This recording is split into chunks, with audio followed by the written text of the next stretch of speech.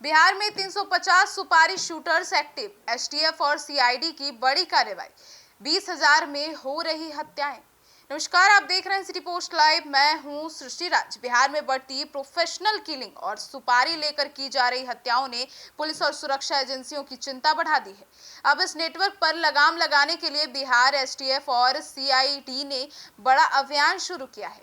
CID के DIG Sanjay Kumar ने के अनुसार पूरे बिहार में ऐसे 350 सुपारी शूटर की पहचान की गई है जो पैसों के बदले हत्या जैसी वारदातों को अंजाम देते थे। इन सभी की सूची तैयार कर उन पर कड़ी निगरानी रखी जा रही है। सबसे चौंकाने वाली बात यह है कि बिहार में कई हत्याएं महज 20,000 रुपए की सुपारी पर कर दी जा रही है। अपराध की इसी खतरनाक प्रवृत्ति को रोकने के लिए अब एसटीएफ लगातार कार्रवाई की तैयारी में जुटी है। आपको बता दें कि बिहार एसटीएफ और सीआईडी की संयुक्त जांच में सामने आया है कि राज्य के कई जिलों में प्रोफेशनल शूटर सक्रिय हैं और ये अपराध जो है वो व्यक्तिगत दुश्मनी, जमीन विवाद, कारोबारी रंजिश और पैसों के लेन देन को लेकर हत्या की घटनाओं को अंजाम देते हैं।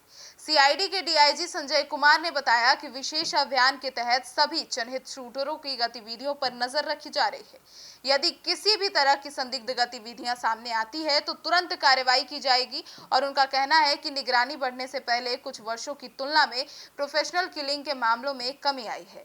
अब प्रभाकर सिंह हत्याकांड से पूरा नेटवर्क का खुलासा हुआ। आपको बता दें, मुजफ्फरपुर जिले के अहियारपुर थाना क्षेत्र के बाढ़ा जगन्नाथ इलाके में पिछले महीने प्रॉपर्टी डीलर प्रभाकर सिंह की गोली मारकर हत्या कर दी गई थी।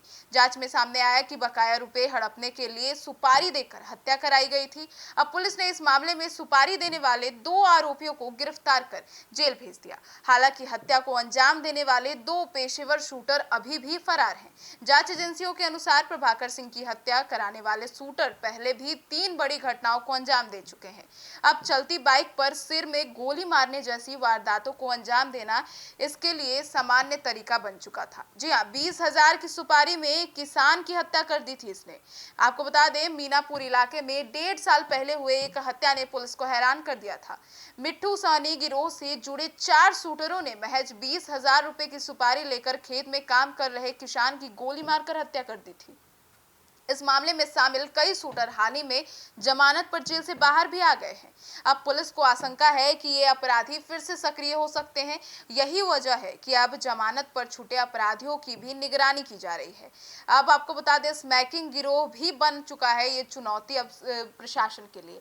जांच एजेंसियों के अनुसार बिहार में कुछ नशा तस्करी से जुड़े गिरोह भी अब सुपारी किलिंग में शामिल हो चुके हैं। विशेष रूप से स्मैकिंग गिरोह से जुड़े अपराधियों का नाम कई मामलों में सामने आया है।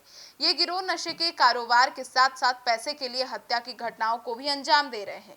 पुलिस की बड़ी चुनौती, बिहार पुलिस के सामने सबसे बड़ी जो चुनौती है वह यही सुपारी शूटर लगातार अपना ठिकाना बदल रहे हैं और अलग अलग जिलों में वारदात को अंजाम देकर फरार भी हो जा रहे हैं।